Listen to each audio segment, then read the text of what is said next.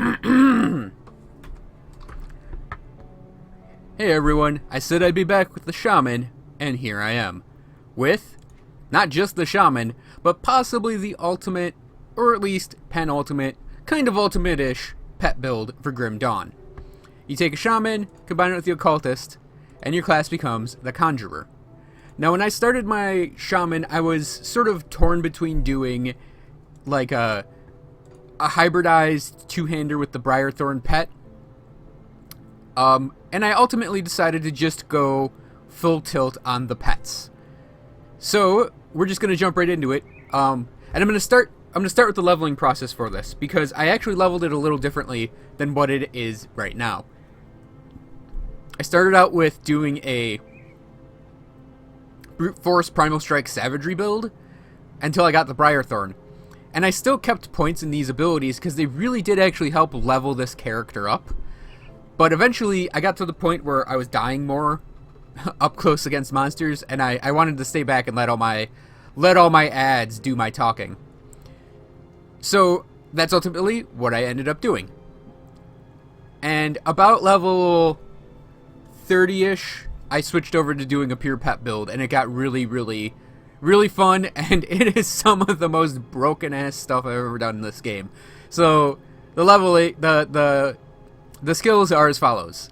All of the main totems and all of the main pets, the summon familiar, summon hellhound, summon Briarthorn, they all got 10 points.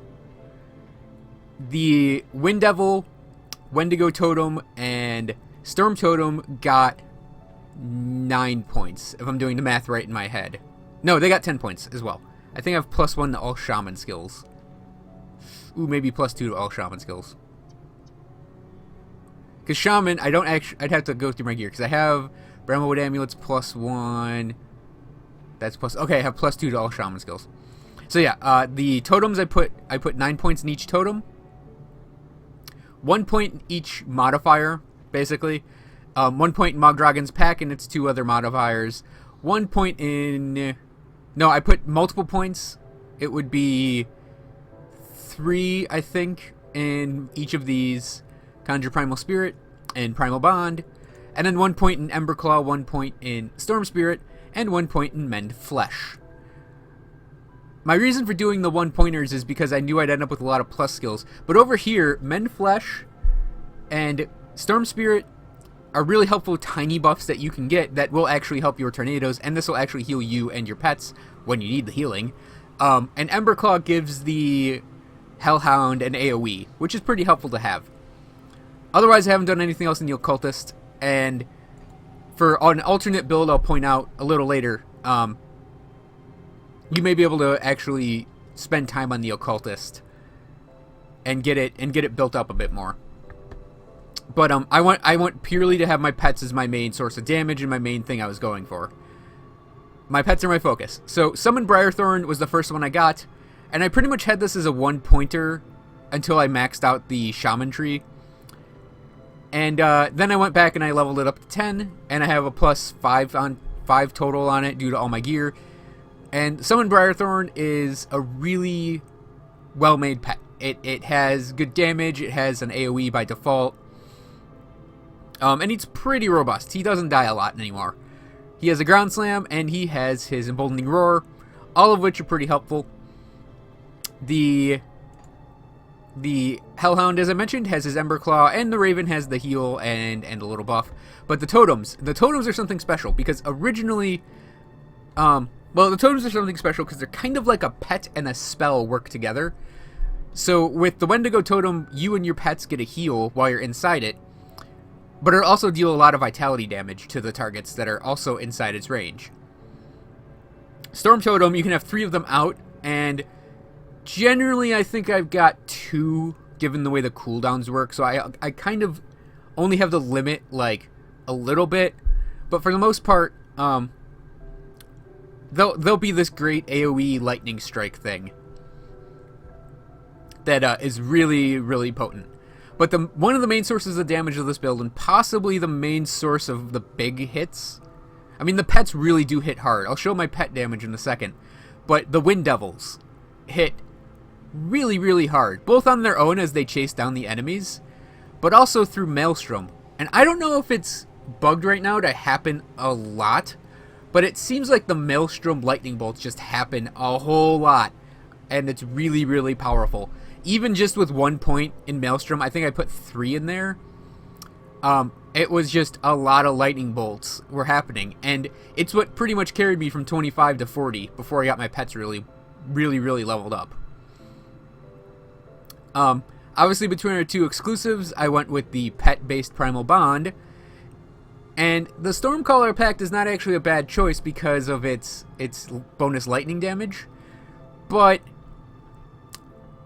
And I was considering doing this as sort of a split kind of hybrid-y build between lightning and the pets, but I ultimately decided to just focus on the pets for the most part. I mean, I have lightning damages, the lightning and vitality are the damages I kind of look for, but yeah, I'm mostly focused on the pets, and all my gear supports that.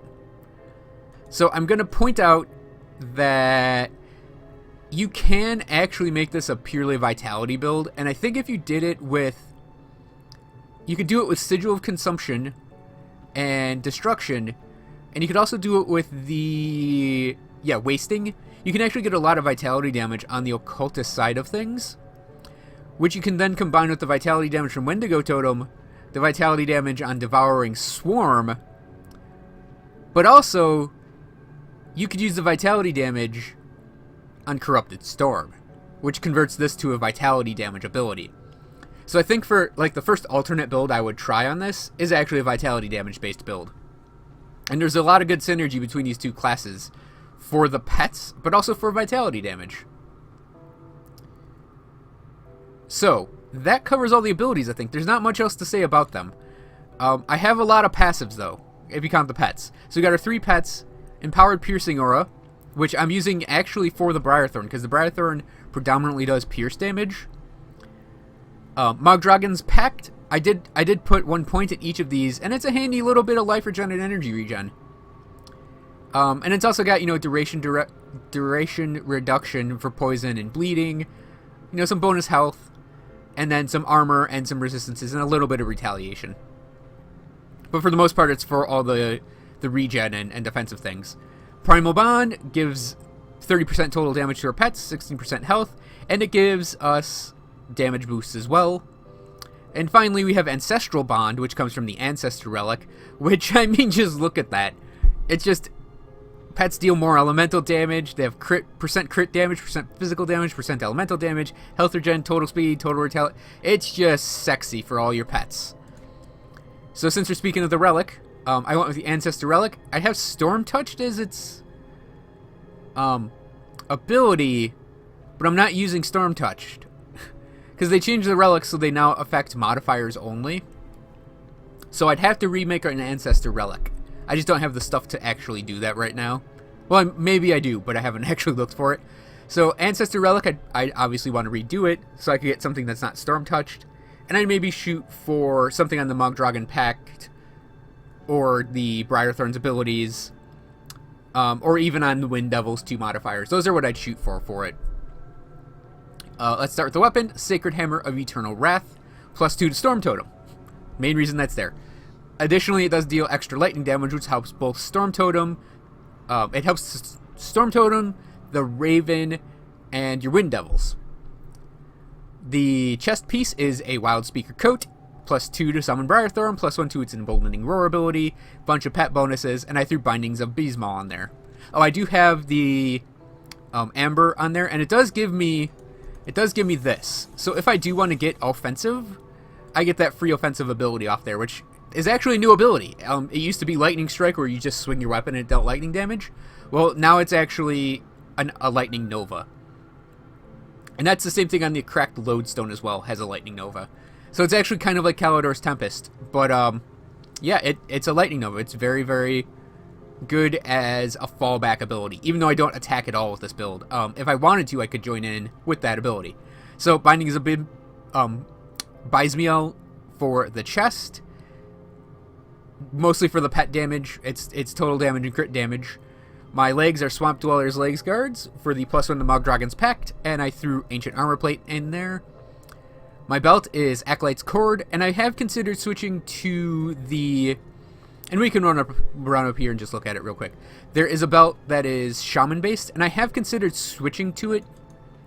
But because I'm mostly about the pets, I think I'm going to keep the Acolyte's Cord. But it is tempting to maybe switch to the Skyreach Sash. Stormcaller's Pact is wasted, but +1 the Maelstrom would be helpful because Maelstrom is ridiculous.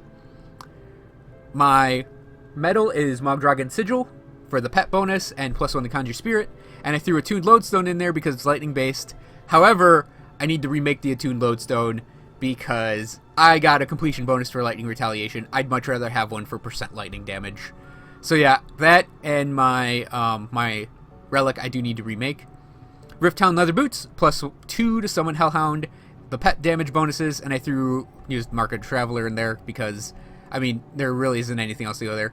Now gloves, I may switch to the Thunder Reach Bracers, but Storm Surge and Brute Force are not abilities I'm using. So we're just going to stick with the Adept Grips of Wisdom, and I'll replace them out if I get something better later on. I also don't have a component there specifically for that reason. Shoulder Guards, the Warwari Shoulder Guard, bought from the Rovers, +1 to summon Briarthorn, ton of pet bonuses, threw mutated scales in there for the health and spirit. Warwari Spellweaver Codex of Binding. This gives us some pet bonuses and 2% chance when hit to have a Reckless Guardian show up. Alternatives are the Storm Scion, which is a great offhander because of its absurd lightning damage, and +1 to Storm Touch to Maelstrom, or +2 to Maelstrom, excuse me. And that's actually kind of a good... That's also a good option to go with, and that's where I threw my Vicious Spikes for my Empowered Piercing Aura. My helmet is a Death's Visage from the Order of Death's Vigil. Yes, despite being lightning damage, I went with the Order because of the pet bonuses their gear provided. Because I'm more pet-based than I am lightning-based. But also they have Vitality damage. And Vitality damage, as I mentioned, is not wasted on this because of the Wendigo Totem. But also, I have Death's Life Seal, which is also Order of Death's Vigil, for the pet bonuses. And, more Vitality damage is fine. I threw a Mark of Illusions in there for the elemental damage to attach to the lightning damage. But the thing is, I don't actually know what components would go good in my jewelry for this build. So I just went with Mark of Illusions on these two, and then a Soul Shard on my Bramblewood Amulet. Which, of course, I think is pretty much the go-to for shamans as an amulet. Especially if you're a pet shaman. But I think most shamans might want to consider this amulet as well. Because of +1 to all shaman skills. And then my other ring, it was a drop, negating Bloodsworn Signet of the Wolverine. Mostly for the stat, like it's got some good good stats for me, and it gives total damage to my pets. I could go with another Death's Life Seal, or I could go with the Devil's War Seal, or a Marrow Band. All those are totally legitimate, but I wanted the physique and the offensive ability, and I mean lightning res is pretty handy, just regardless. And I think that covers my items. We can look at our lightning. Our lightning damage is not over the top great, but it is added lightning damage to our tornadoes, and our vitality damage again is not over the top great, but we're focused mostly on our pets, which, as you can see with all my buffs up, 61% more life, 279% more damage, 34% more attack speed, 17% more casting speed, 17% more run speed, 11% offensive ability, and 27% defensive ability. All in all, my pets are rather stocked. So we are going to go into the field, and I think we're going to go to the East Marsh. It's the new area, it looks cool, and I have to reset it because I was just in there. Okay, here we are in East Marsh, excuse me. So my main tactic with this is to throw out tornadoes as I see enemies and then drop the storm totems. And then wherever my pets end up fighting predominantly, I tend to throw down my Wendigo totems.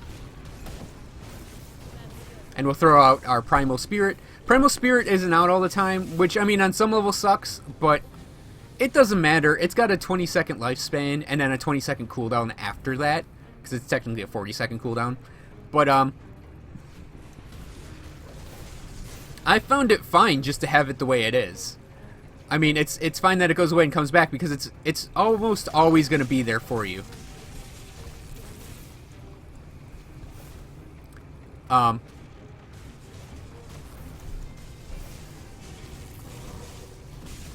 mean, it's just really fun to not have to really do anything. I mostly run around casting the tornadoes. And my main tactic is to like cast and run away, cast and run away. Cuz like I mentioned, I definitely don't want to be in that. That's new. Or at least I don't have that yet. So here's our first mini boss. Or no, wait, is he up here? Oh, there he is. So yeah, we're gonna mostly throw down our totems between us and the enemy.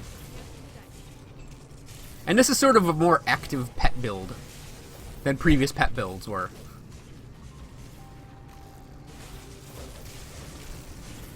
Because I do avoid fighting things directly, but I mean, look, he's done. He's just done.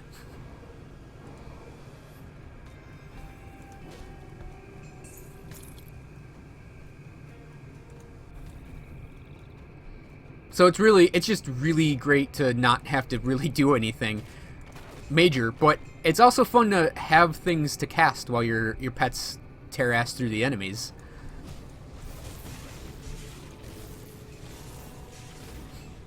I'll also point out, I've died a time with this build. And it was when I was playing with Kavo, and I wasn't really paying attention.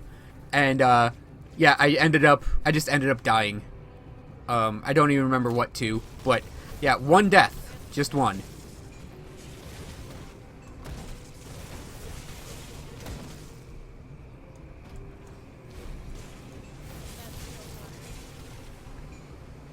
And we just run around throwing down totems, throwing out tornadoes, and when we need to cast the primal spirit, had to look at that. I was thinking Primal Bond, and I'm like, no, that's not its name. But yeah, all we have to do is cast our totems near enemies, cast the tornadoes. The tornadoes just seek enemies out. You don't even need to do work with them. And then as you need it, you just throw it on your Primal Spirit. And I usually throw them out as I encounter bigger mobs, because it'll be back whenever I need it. It's not like it goes away forever. It's not on like limit break levels. And a lot of times things are dead before I even really get a lot of the totems down anyways.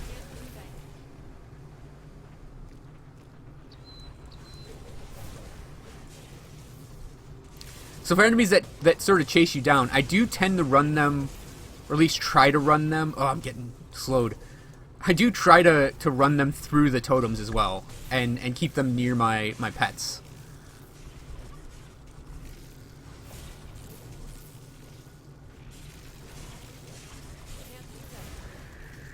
Because, I mean, look, just two of these things were just dead instantly.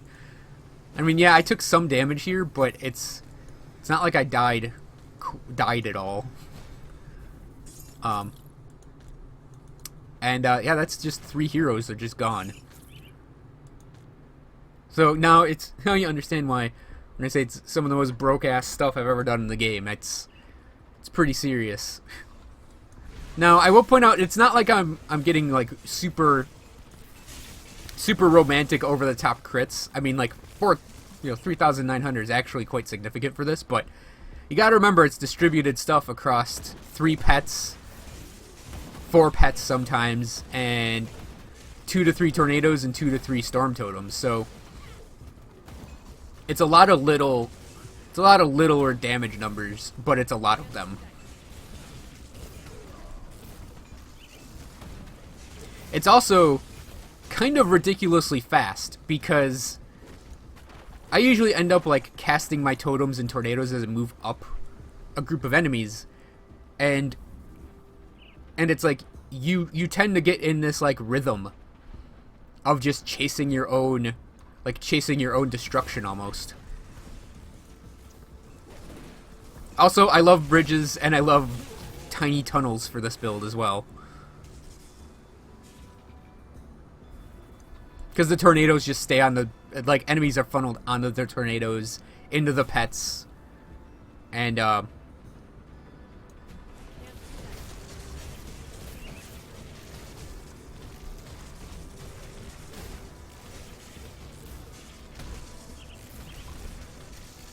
it's also like your Wendigo totem heals you as well. So it's like, yeah, let's add a level of more brokenness on this damn thing by giving a pet, you know, a heal for you.